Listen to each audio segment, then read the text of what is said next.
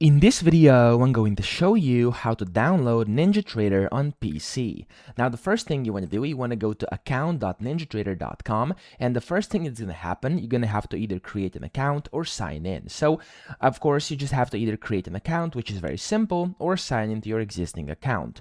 Once you do that, you'll be directed to their dashboard over here where you can see you're in the home tab right now.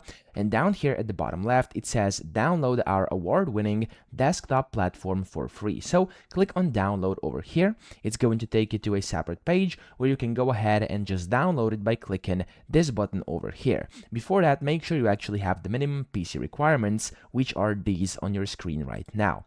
Now click on the download button and it's going to basically start downloading to your computer. And then that's going to take, of course, a few minutes up to a few seconds, so it depends on your internet speed. So for me, as you can see, it's gonna get quite quick.